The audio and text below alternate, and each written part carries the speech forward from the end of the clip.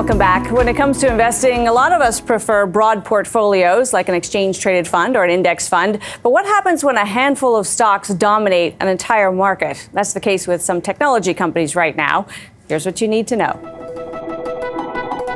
The best-known U.S. index is the S&P 500, made up, of course, of 500 stocks, and that index is currently sitting at record highs.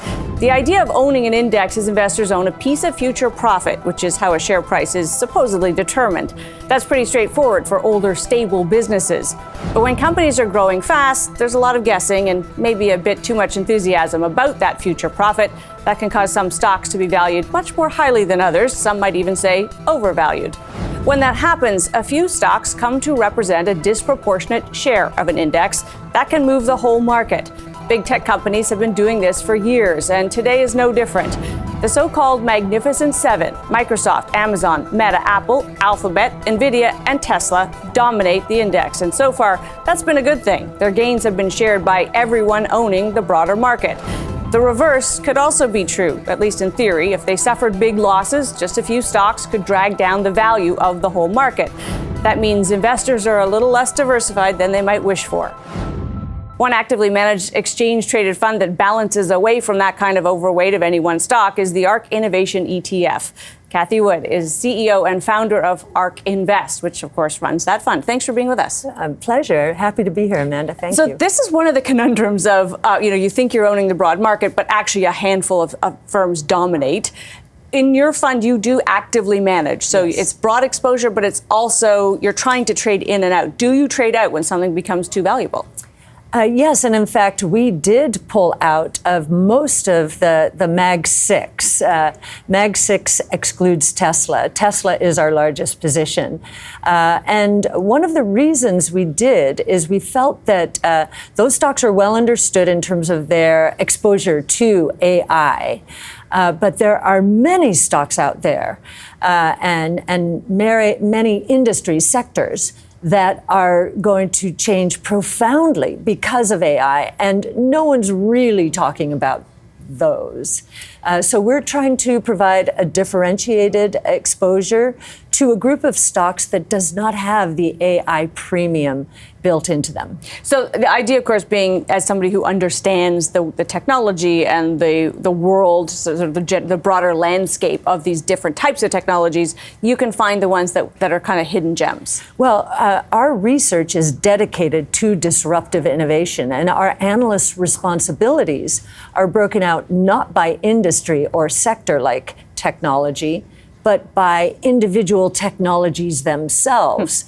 There are 5 major platforms evolving today, so robotics, energy storage, artificial intelligence, blockchain technology, and multi-omic sequencing in the life science space. All of them are going to be turbocharged by artificial intelligence, but they involve 14 different technologies. That's how our analysts' responsibilities are organized. So this is all we do. And that there will be huge winners in those categories is obvious. You've identified massive trends, artificial intelligence, just for example. Yes. We know there will be winners. Of course, it's early, and there's a lot of shakeout that happens. So how do you sort of navigate the fact that when you find companies that others haven't found yet or aren't focusing on yet, there's risk in that? Yes, I think what you're seeing happen in terms of the massive concentration in the market, concentration we have not seen since the Great Depression, believe it or not. But it was at a moment in time when everyone was scared. And so they were looking for companies with cash positions and significant cash flow. Mm-hmm. And so you had that concentration back then. There was a fear of bankruptcy everywhere around them. GDP was down 30%. We have been more concentrated this time around for the same reason. I think there's a lot of concern, okay, how's this all going to play out? Interest rates are a big competitive factor. These companies have a lot of cash and big cash flow. So the rest of the companies that we believe are going to perhaps be now even more impacted by AI, yes, they are smaller cap. If you look at the last time that depression example, after that concentration, when it started to diminish, what happened?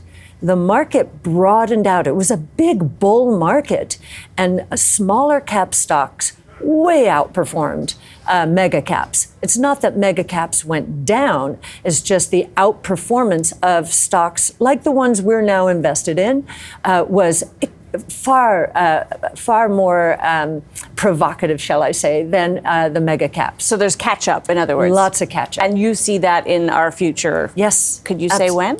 Well, I think a very important catalyst here is interest rates. We got a whiff of it last year when there was a whiff of interest rates coming down. Remember, yep. Expectations for 6 interest rate cuts in 24. Our portfolios responded incredibly well just to that whiff. Mm-hmm. The reality, we think, will have an even bigger reaction. And we think this year, while there won't be 6, there will be at least 2. Given the weakness we see in the economy, and even more important, signs of price deflation, prices coming down in a lot of sectors. Walmart, Costco, Target, they're all talking about cutting prices. Not lower inflation, but actually cutting prices, which we think is the last piece of the puzzle that the Fed needs. There are a lot of people who are worried about investing in anything that's not a bank stock with a dividend, a very stable kind of a name that they won't lose money on, especially as people get older, closer to retirement. What's your message to them about why this part of the market is worth looking at? Well, I do believe this is the way the world is going to work. And that's what our research says. Even if you think about banks and their dividends, they're obviously very stable stocks relative to what we're investing in. We provide very good diversification and a hedge against the risk that the traditional world order is going to change thanks to these 5 technologies, including banking. Blockchain technology essentially is putting, we call it the internet financial system. Developers are now putting the layer of the internet into place that they missed in the early 90s. And it will be more peer-to-peer. So the intermediaries are going to be disintermediated. So that's a risk to bank stocks, probably less so here in Canada because of the regulatory environment, or it'll take a lot longer. Yep. But it is a risk, and we think exposure to blockchain technology and digital assets will be very important in the years ahead. Your fund has underperformed the NASDAQ Broad Tech Index since inception. Although your fund has done very well since inception, people would be happy with the return. They would have done better just buying the NASDAQ straight. Yes. How do you respond? What do you say to that? Yes, well, we've been moving into this concentration for the last 10 years. I founded the firm 10 years ago in 2014. And since then, and we had very good years, whether interest rates were moving up or moving down. The last few years have been especially challenging because of this shift towards more concentration in the big benchmarks.